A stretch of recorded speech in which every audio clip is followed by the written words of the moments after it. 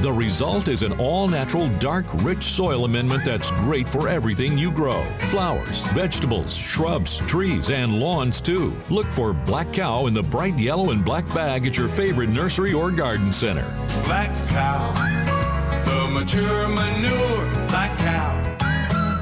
All right, 5 minutes after 11 o'clock. Thank you for tuning in this morning. We are going to talk about a book that's not only a novel, well, it is a novel, but the author of the book also has this amazing background. Dave Edlund is our guest, and he's the author of Relentless Savage. Dave is a leading expert on hydrogen energy. He's an inventor. 90 U.S. patents, more than 120 foreign patents, published in excess of 100 technical articles and presentations. And he's been an invited author of several technical books as on alternative energy, as you probably would guess. Relentless Savage is a thriller novel, so let's find out about his work and his book and do it all in 10 minutes. Good morning, Dave. Good morning. How are you? Pretty good. Where are you right now? I'm in Oregon. In Oregon. Are you a teacher out there, a professor? Well, no. I'm a small business owner. We are engaged in technology development in the energy sector. Okay. And when I'm not doing that, I'm writing. Oh, okay, excellent. So let's get a thumbnail sketch of the story in the book, and then I'll see if there's any connections with what you do in the real world. Sure. So the story is about a father. The father, Peter Savage, learns that his son has been kidnapped, and so Peter is understandably desperate. He'll do anything to get his son home. So he and a couple of good friends travel to the Darfur region of Western Sudan. That's where his son, Ethan, has been kidnapped. But when they get there, they find out that bringing Ethan home is the easy part. They encounter a Chinese scientist operating out of a laboratory conducting genetic experimentation on kidnapped victims. So that's where the story really picks up. Oh, man. That is scary stuff. So I mean, you didn't do anything with like that in your work, did you? No. I mean, no, the first book in the series, Crossing Savage, was about alternative energy and geopolitics. In this book, I wanted to go a somewhat different direction. I wanted to deal with viruses and genetic engineering. I think genetic engineering is something that we all have to accept. It's becoming a bigger part of medicine and biochemistry. Just last week there was a report of Chinese scientists doing genetic manipulation on human embryos. So there's a big question about ethics and what it means for the future. So you can't close the door on it. You can't turn the clock back. It's going to be a big part of our future. And I hope this doesn't take us too far from the point of the interview, which is your book. But the question I've always had is, the studies when I was a kid, I remember they said if you cut the tail off of every mouse and they all had babies, they'd still have babies with tails. So you can't really change the offspring. But with genetic engineering, I think it looks like you can. It looks like the seed, the seed of whatever you genetically engineered will be changed. Is that correct? That is correct. What's interesting about viruses and genetics is that viruses are a very good tool. It's evolved over millions of years. Nature gave us this tool, and what viruses do is insert their own genetic material into the host DNA. So if you get a virus infection, that infection means that some of your cells have virus DNA in it. And in fact, we know what the human genome is. It's been mapped, and about 8% of your DNA is virus DNA. So we are viruses. And we're just beginning to learn what that means. There's been some recent studies showing that this virus DNA has a profound impact on how the brain functions. Really? So that almost sounds like the word virus, often associated with something negative, might actually be something positive as well. Am I right? It might. That's absolutely right. Yes. Wow. Which has a lot to do with your story, correct? Or am I wrong about that? Well, it does. So viruses play a key role here in the story. The story also wrestles with ethics. So science, which is my background, has no morals. There is no morality in science per se. It's what people do with it. Mary Shelley wrote about that in Frankenstein. And what I wanted to do with this story is bring that whole discussion into a lighter, more modern framework. But it's an important one. It's an important topic that everyone get engaged in. What should we do with the knowledge that we learn? We can make good choices, we can make bad choices, but at the end of the day, we have to make those choices. That's where the morality comes in. Your character, Commander Nicola, he's all a no-nonsense type of a guy, but he's also human. And That's you right, bring that's that right. point across very well. Well, it's really easy to look at heroes as something much more than human, but I think what makes them so special is that they do extraordinary things, but yet they are human. They're vulnerable. They have emotions. They suffer pain, and Commander Nicolau is just like that. Well, the best heroes are human. I think when there's, well, unless you're a kid and you like the superheroes. Well, I like the superheroes too. Who am I kidding? but you know what I mean? I guess that I get this. There's more intrigue when you realize that somebody beat the odds and he's really not much different than you. Maybe that's what I want to say. That's right. I think in every person there's a hero. We can do wonderful things. It depends on what we set our mind to and how committed we are. And in Peter Savage and James Nicolau and a couple of Peter's friends who go with him on this incredible journey. I mean, can you imagine having a child taken halfway around the world? You don't know where. It's in a very dangerous part of the country. And what are you going to do? And so that's really the dilemma that Peter faces and his friends. Yeah, really. And they do it. And you have emotion on all fronts too, which is really the thread of the story, the glue that holds it all together. It's important to me. I don't want the story to be flat. I really want it to tug at the reader's feelings. I want them to feel it in their gut as much as what they're seeing in their mind. The idea of genocide and genetic manipulation, that sounds like Hitler. So it does. Yeah. It does, and that's intentional.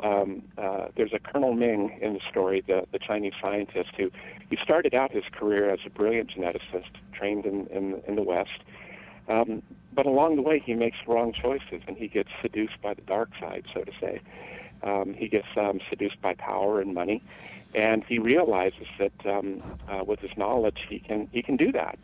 And I think that the parallels to Nazi Germany, and in particular to Joseph Mengele, the angel of death at Auschwitz, is intentional, and I want people to remember that. I want that's a really good point. Yeah, have you seen? I want them to understand that can happen.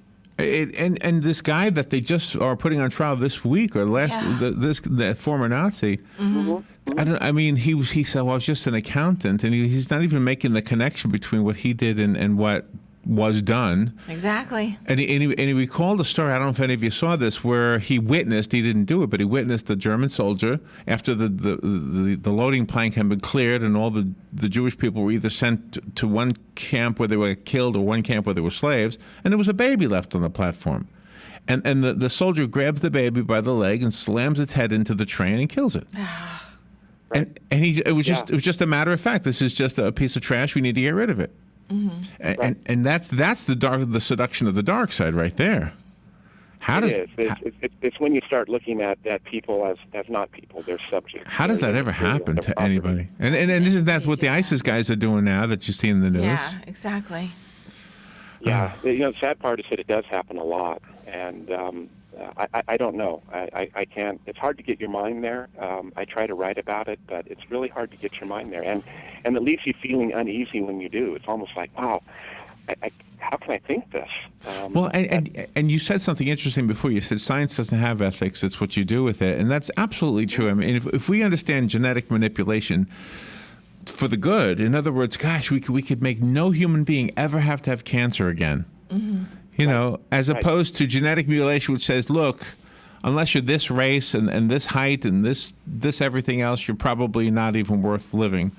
Yeah. Which is, that's the other side of that. So, It is. It is.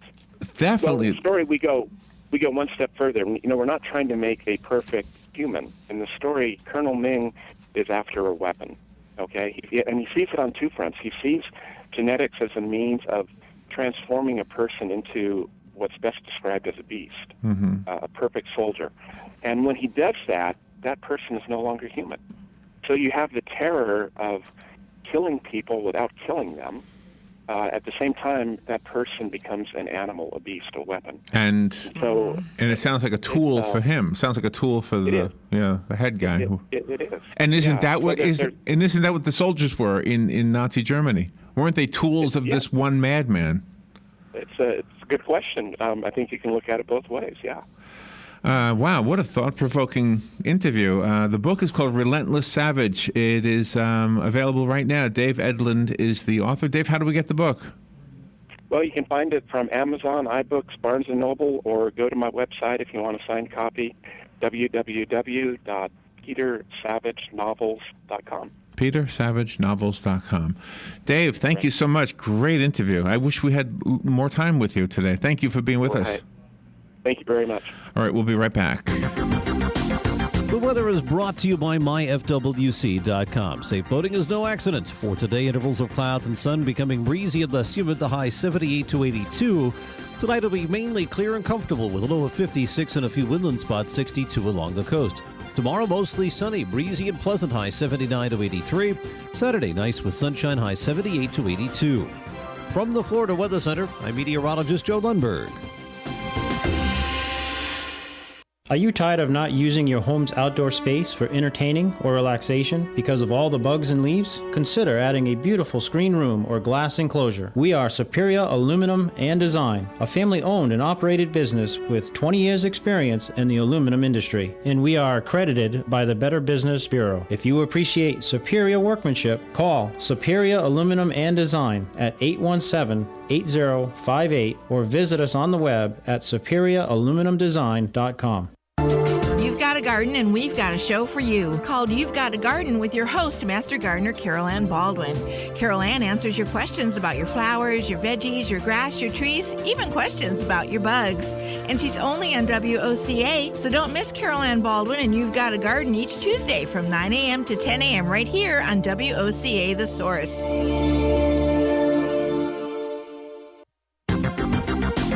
The weather is brought to you by myfwc.com. Safe boating is no accident. For today, intervals of clouds and sun becoming breezy and less humid, the high 78 to 82. Tonight will be mainly clear and comfortable with a low of 56 and a few windland spots, 62 along the coast. Tomorrow, mostly sunny, breezy and pleasant, high 79 to 83. Saturday, nice with sunshine, high 78 to 82. From the Florida Weather Center, I'm meteorologist Joe Lundberg. Hey Ocala, this is Kelly Hart, Executive Editor of Ocala Magazine. Did you know last year Ocala Magazine won more awards in excellence than any other publication in Florida? And this year, Ocala Magazine was named Best Consumer Magazine in the state. Now you can join me every Friday at 10 a.m. on Ocala Magazine Radio, where we bring the pages of Ocala Magazine to life, right here on The Source. Ocala Magazine thanks you for making us number one. And remember, there is only one Ocala Magazine. Legally Yours, brought to you by Fuller & Fuller Attorneys at Law. On the air every Wednesday morning at 10:30 a.m. with John Fuller, a board-certified civil trial lawyer for over 25 years. John welcomes your questions, from business to complex family matters to legal disputes. So tune in every Wednesday morning at 10:30 a.m. for Legally Yours with John Fuller, right here on WOCA 1370 AM and 96.3 FM, The Source. We are The Source, WOCA, news, talk, sports, and more.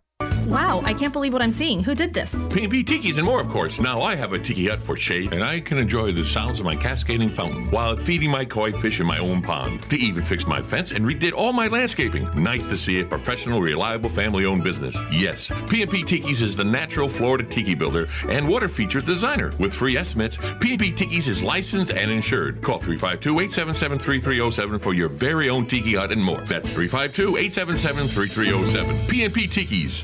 The 5 Points of Life Foundation is hosting a golf scramble at Golden Ocala Monday, May 11th. So get your foursome together and take part at one of the best golf courses in the Southeast. Limited spaces available, so visit 5pointsoflife.org or call 352-224-1728 to register your team today. This incredible tournament boasts one of the best player gift packages in the area. A delicious lunch will be provided and award ceremony. The 5 Points of Life Golf Tournament at Golden Ocala. Ocala's information station, 1370 WOCA. Ocala.